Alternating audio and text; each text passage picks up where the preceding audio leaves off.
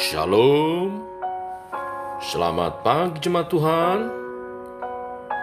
Berjumpa kembali dalam doa pagi online. Tuhan, ku mau menyenangkanmu.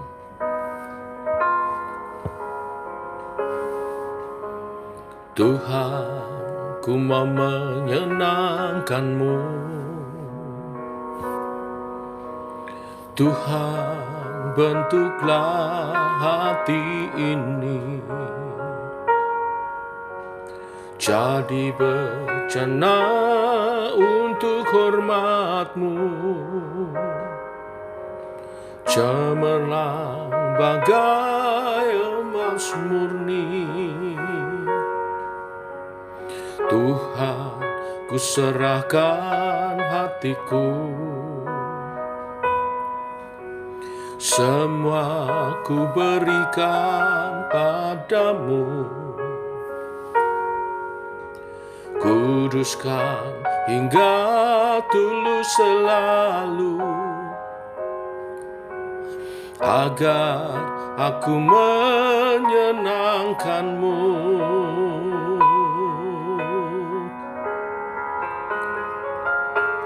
Menyenangkan-Mu, senangkan-Mu, hanya itu kerinduanku.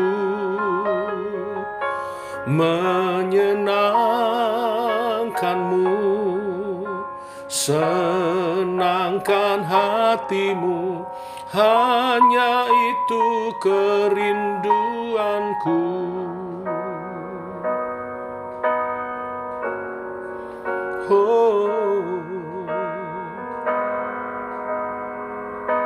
Menyenangkan-Mu Tuhan.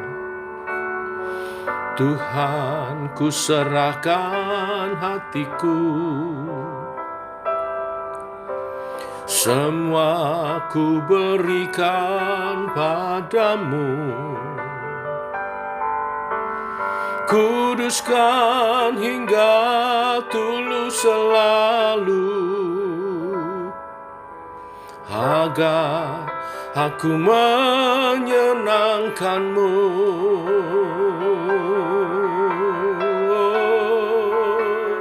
Menyenangkan-Mu, senangkan-Mu, hanya itu kerinduanku. Menyenangkan-Mu, senangkan hatimu, hanya itu kerinduanku.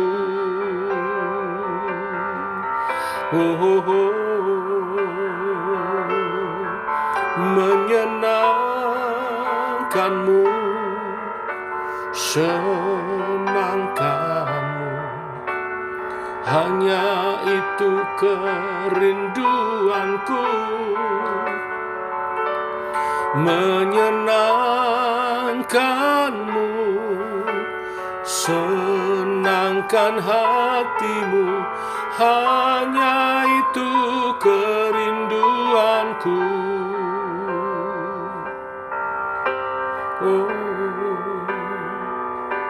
Kerinduanku, menyenangkan-Mu Tuhan.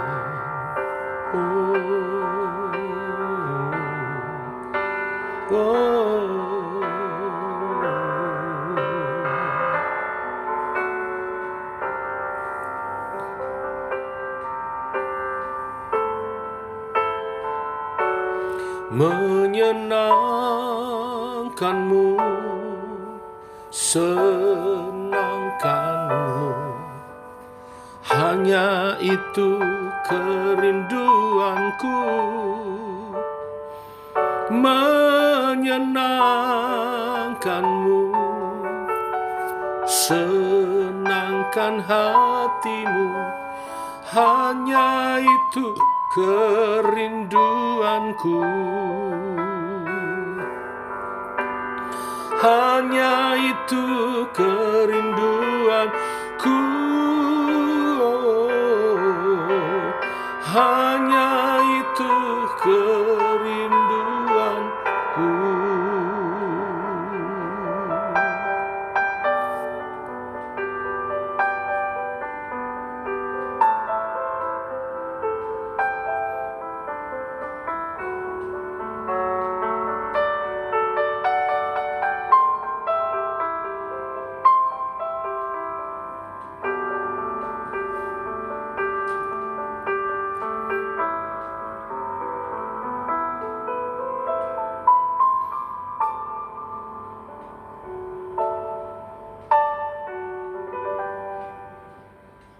Itulah kerinduan kami Tuhan.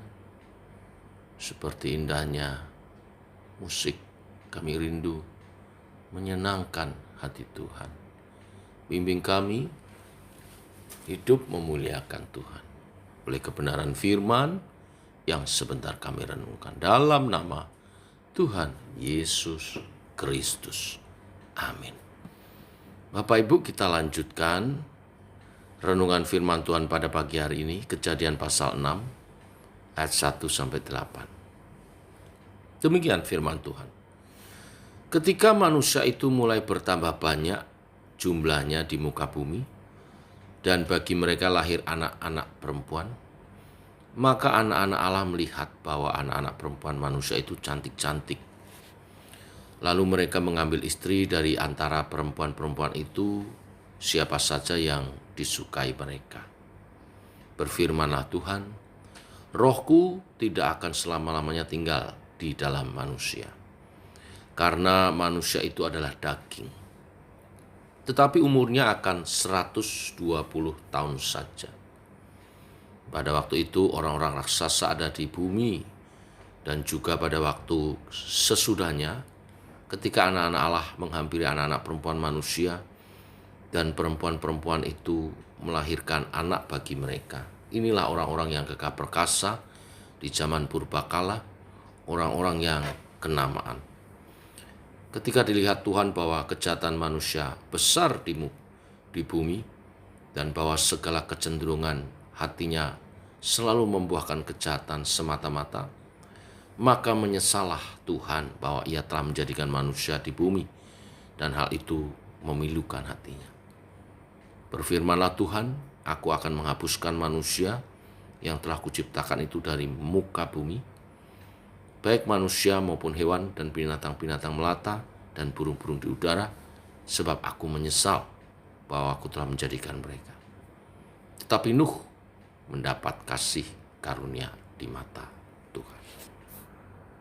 Bapak Ibu, dari perikop yang kita baca, kita melihat sepintas beberapa hal. Yang pertama, jumlah manusia semakin banyak di bumi. Yang kedua, dibedakan antara anak-anak Allah dan anak-anak perempuan manusia. Siapakah yang disebut anak-anak Allah di sini? Saya menafsirkan sebagai mereka yang masih hidup berkenan kepada Tuhan, yang masih hidup bergaul dengan Allah, hidup beribadah dan menyembah Tuhan, hidup sesuai ketetapan-ketetapan Tuhan. Tetapi anak perempuan manusia yang dikatakan jumlahnya justru mayoritas waktu itu adalah mereka yang tidak hidup bergaul dengan Tuhan, hidup semaunya, hidup duniawi tanpa aturan. Yang ketiga, Allah melihat bahwa bertambahnya jumlah manusia tidak membuat bertambah baik bumi ini. Terjadi kekacauan karena kebanyakan manusia hidup tidak berkenan kepada Allah. Maka di ayat 3, berfirmanlah Tuhan, Rohku tidak akan selama-lamanya tinggal di dalam manusia, karena manusia itu adalah daging. tetapi umurnya akan 120 tahun saja. Di sini Tuhan membatasi umur manusia. Mengapa umur manusia dibatasi? Ya, karena manusia cepat sekali berkembang biak, dan bila manusia yang hidup dalam dosa dan kedagingan umurnya panjang-panjang, dunia ini makin rusak, Bapak Ibu Saudara sekalian.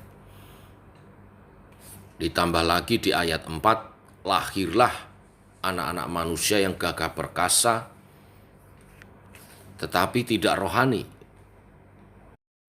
Dalam arti secara fisik, juga kemampuan di atas rata-rata, tetapi jahat. Nah, ini makin memilukan hati Tuhan.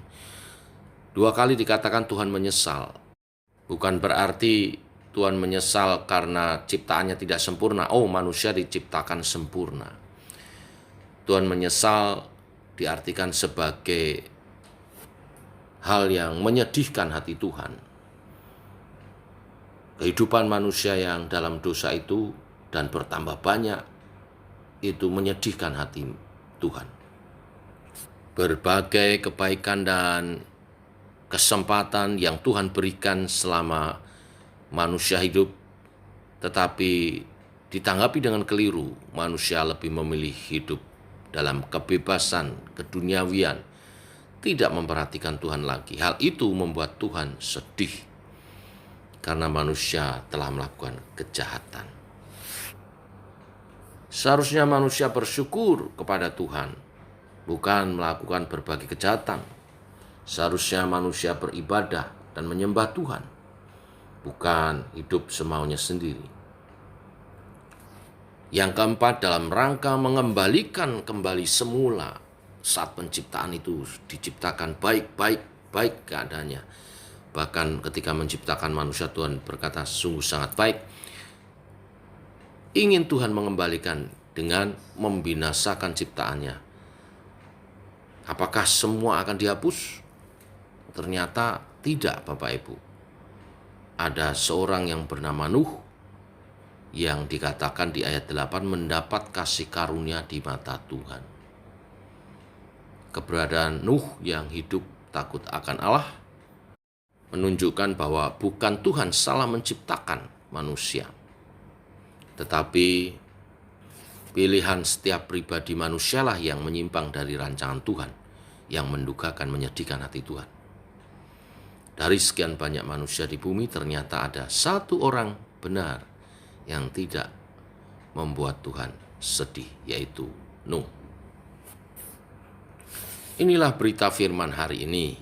Bapak Ibu, di tengah mayoritas dunia yang hidup dalam dosa, mungkin keberadaan kita minoritas kecil sendiri bahkan, tetaplah hidup sesuai kehendak dan rencana Tuhan. Tetaplah hidup menjaga kekudusanmu, tetaplah hidup memuliakan Tuhan. Karena walaupun engkau sendiri, minoritas kecil, engkau jadi perhatian daripada Tuhan. Tuhan memberkati. Mari kita berdoa. Bapa dalam surga, dalam nama Tuhan Yesus, kami bersyukur untuk hari yang baru hari ini. Rahmat-Mu Engkau nyatakan melalui kesehatan yang Kau beri. Kesempatan satu hari lagi kami boleh memuliakan Tuhan. Hidup berjalan bersama dengan Tuhan. Dalam kebenaran-kebenaran-Mu, dalam karunia-Mu, dalam kemuliaan-Mu. Seperti firman Tuhan yang kami baca, dengar hari ini. Nuh berkenan kepada Tuhan. Nuh mendapat kasih karunia di mata Tuhan. Karena walaupun berada di tengah banyaknya manusia di dunia ini yang hidup dalam dosa dan keduniawian, Nuh menjaga imannya dan menjaga hubungannya dengan Tuhan. Kami mau mendapat kasih karunia di mata-Mu Tuhan. Allah Roh Kudus, bimbinglah kami hidup seturut kehendak dan kebenaran firman. Berkati, sertai, pimpin kami, pimpin langkah kami Tuhan. Keluarga kami memuliakan Tuhan. Pasangan hidup, anak cucu semuanya dalam pimpinan daripada Tuhan. Biar kami hidup memuliakan Tuhan dalam iman percaya yang kami nyatakan dalam ibadah-ibadah kami, dalam menuruti kebenaran-kebenaran firman. Biarlah nama-Mu dimuliakan melalui kehidupan kami, anak-anak-Mu. Berkati umat Tuhan melakukan pekerjaannya sepanjang hari ini. Berkati penghidupan mereka. Berkati sehingga tidak ada yang berkekurangan. Beri pekerjaan yang belum dapat pekerjaan, dan mereka dapat berkarya. Yang berdagang Tuhan berkati, yang membuka tokonya Tuhan berkati, yang membuka showroomnya Tuhan berkati, yang bekerja dalam jasa Tuhan berkati, yang membuat kue, wirausaha Tuhan berkati, yang bekerja di kantor-kantor Tuhan berkati. Tangan Tuhan menyertai, Tuhan menghadapkan wajahnya, penuh sinar kemuliaan dan berkat-berkat yang melimpah. Umur panjang, kemuliaan hidup, kesehatan, kebahagiaan di dalam Yesus Kristus Tuhan kami. Amin. Demikian saudara, doa pagi kita. Selamat pagi, selamat berkarya, muliakan Tuhan, walau engkau sendiri. Tuhan memberkati. Shalom.